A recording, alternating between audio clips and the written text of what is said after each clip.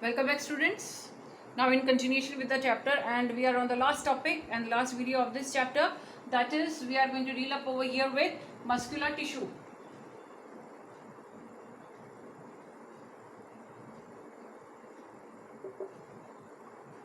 So when we are dealing up over here with the muscular tissue, it is basically what to say, dealing up with the muscles of the body, the various type of the muscles of the body.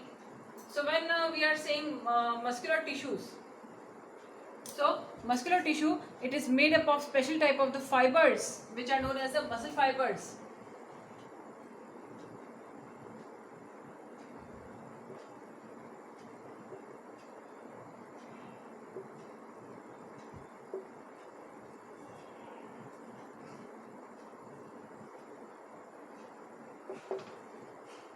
Next, then these muscle fibers, they contain special type of the proteins which are said to be the contractile proteins, which are basically responsible for causing contraction and relaxation, due to which the movement of the body and various parts of the body takes place.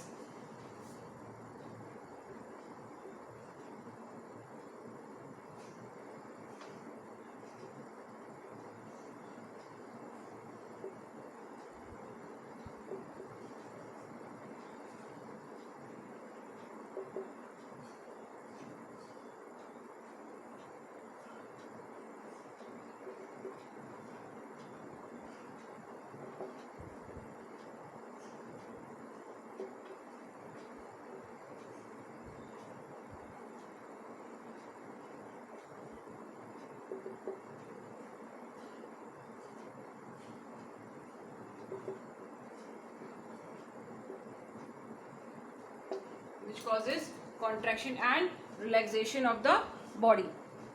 So again, when we are talking about the muscles, their main function is that they help in very type of the movements and locomotion of the body.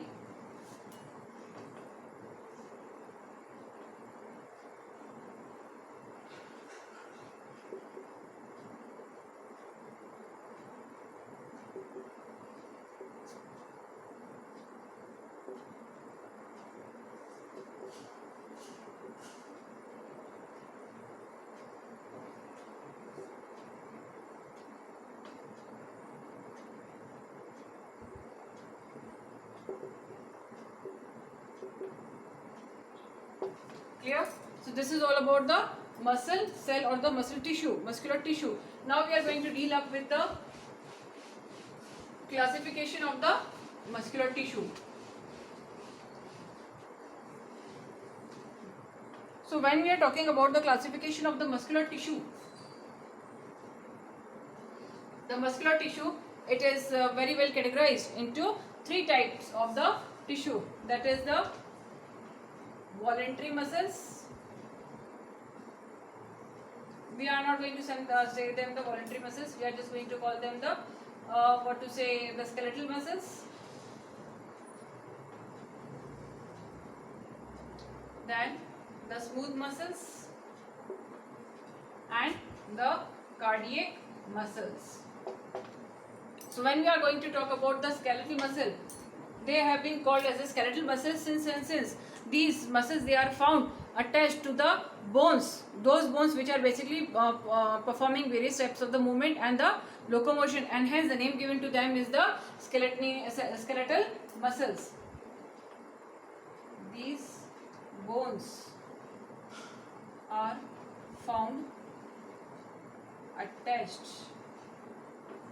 to the bones, and hence the name given to them is skeletal muscles. Okay, then since their functioning depends upon our will, whenever we want to stop the movement of these muscles, we can stop them according to our will, and when we want to perform the motion, they have to set up in motion, that is also according to our will. Hence these muscles, they are said to be the voluntary muscles. These are said to be the voluntary muscles because they work according to our will.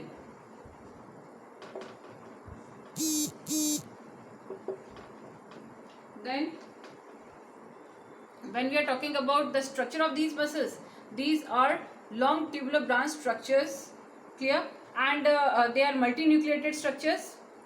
They are not branch, sorry, these are unbranched structures. These are long tubular unbranched structures having a number of nuclei, means they are multinucleated in nature. Plus they have got certain striation marks present on them, that is the dark and the light bands. Hence the name given to them is the striated muscles also. It is called striated muscles since striation marks are present on them. Clear? Talking about the structure, these are long tubular unbranched and multi-nucleated. So talking about the diagram of these type of the muscles,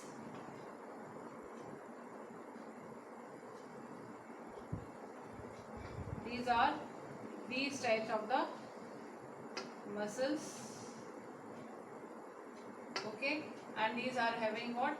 Striation marks, alternate light and dark bands present on their surface.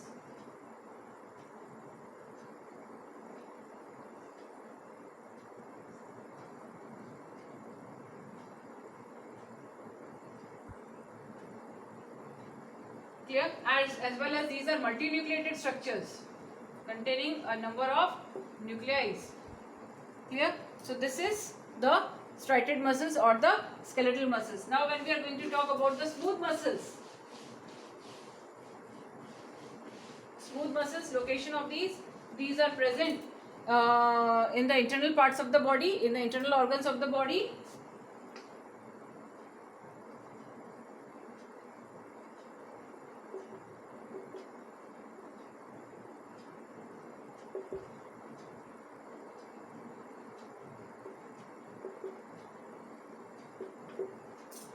These muscles, they do not work according to our wills. Therefore, they are said to be the involuntary muscles.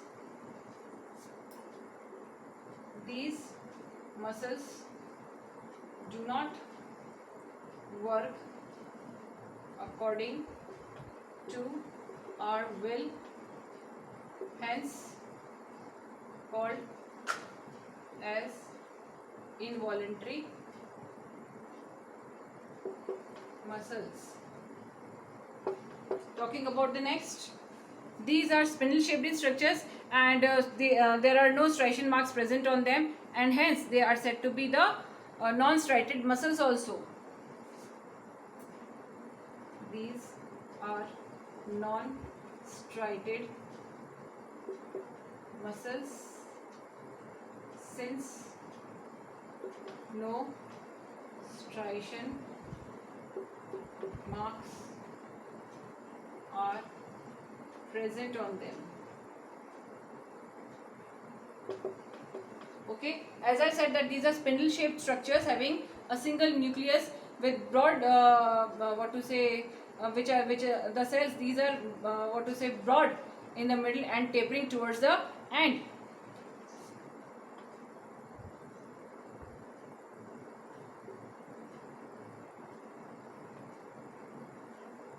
Spindle shaped in structure having a single nucleus. So when we are talking about these muscles, these are of this type, having a single nucleus. You can see this. So this is all about the smooth muscles. Now when we are going to talk about the cardiac muscles. Cardiac muscles, as the name suggests, these muscles, these are present only in the heart region, and hence the name given to them is the cardiac muscles. these muscles are present only in the heart, and hence these are said to be the cardiac muscles. These muscles, these are long tubular branched structures.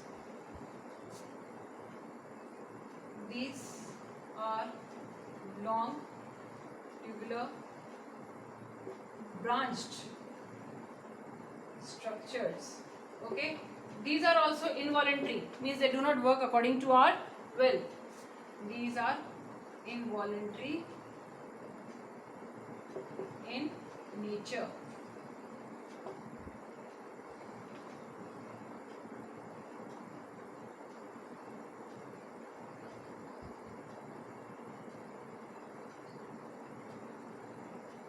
Okay, so these are these type of the muscles. Clear?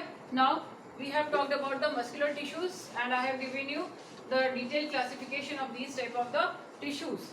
Clear? Now we are going to deal up with the last topic, that is the nervous tissue.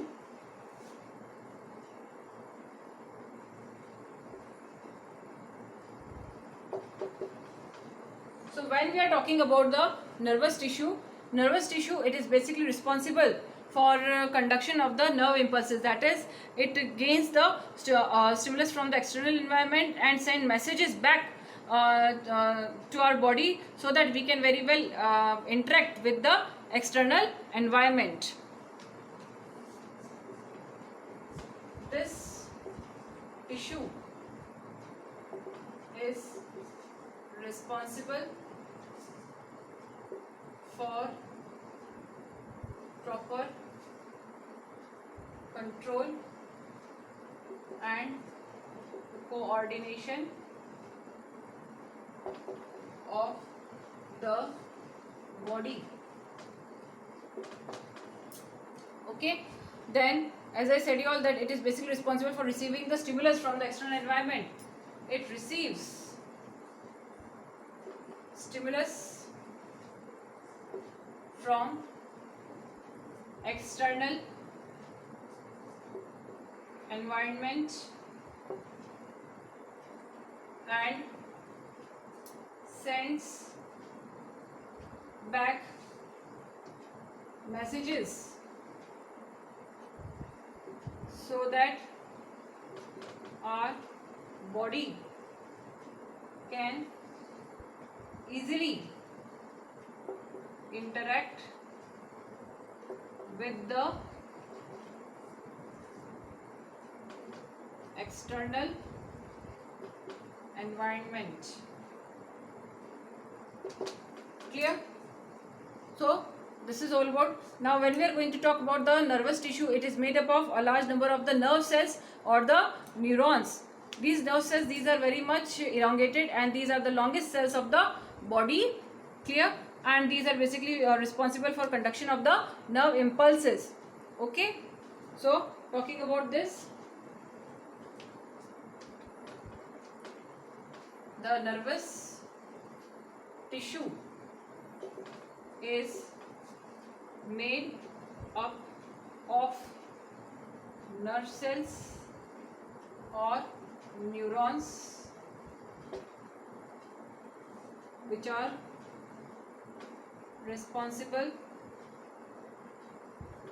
for conduction of nerve impulses.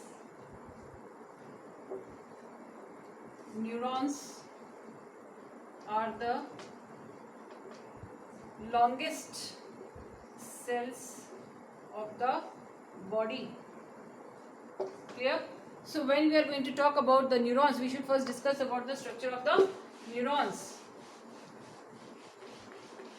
A neuron is the highly modified cell, as well as it is the longest cell of the body. This is a diagram of a typical neuron.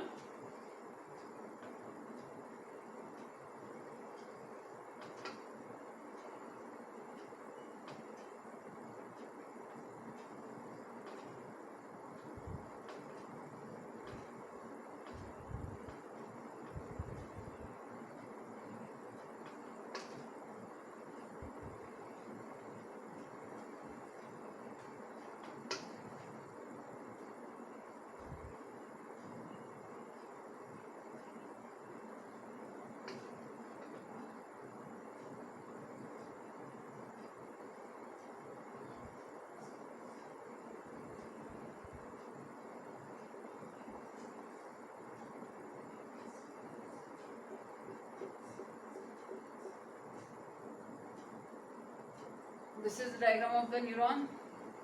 These are the dendrons or the dendrites. This is the nucleus. This is the cell body or the cyton. Then this is the axon. This is myelinated sheath.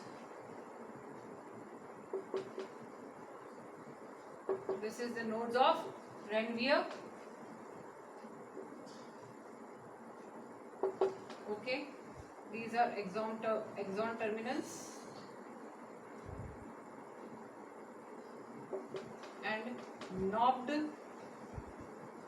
nerve endings.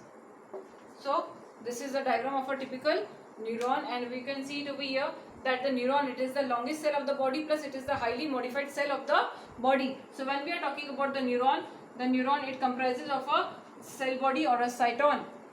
Clear? This cell body or the cyton, then again it is having two type of the processes. One of the process is known as the dendrites and the other process is known as the axon. The dendrites, they are basically responsible for receiving messages or receiving the stimuluses from the various sensory organs, and they send these messages to the cyton or the cell body. Clear? Then the other process, which is known as the axon, these axons, they carry the stimuluses from the cyton to the other neuron present just underneath that particular neuron. Clear? So this is the cell body or the cyton, this is axon. These axons might be covered up with the myelinated sheath, or they might not be covered up with the myelinated sheath. Then you can see that at the base of the axon, these branches are present, which are said to be the axon terminals, and they end up in the knobbed nerve endings. Okay, just beneath this another neuron is situated, but they are not connected to one another. There is a gap present between the two neurons, which is known as the synaptic cleft. Clear? And certain special type of the fluids which are responsible for the conduction of the nerve impulses from one neuron to other neuron is also present between this synaptic cleft. Not much about this is given, about the nervous tissue is given in your NCERT book, neither it is very well discussed in the syllabus. So according to the syllabus, only this part is given, therefore I am going to deal up with this only. Otherwise it is also having a large number of the classifications. According to the classification, we can classify them, or depending upon the polarity, they can be unipolar, bipolar, multipolar, etc., etc. Then they can accordingly we can divide the nervous tissue as afferent neurons and efferent neurons and mixed neurons, as well as we can classify them on other bases also. But since only this much is given in the syllabus of 9th standard, therefore we are just going to deal up with this portion. So with this we end up with the chapter, and hope you all have understood all these things. If not, if you are having certain of the queries or certain of the doubts, then you might ask me in the upcoming live streaming session. And regarding the homework, kindly do the homework, find out the question answers, the blueprint as well as the main exercise, and do it in your notebooks. Clear? If there are any doubts in the questions, then you may send me the message. I will answer you back, or you may directly contact me when we are having the live streaming session. Till then, goodbye.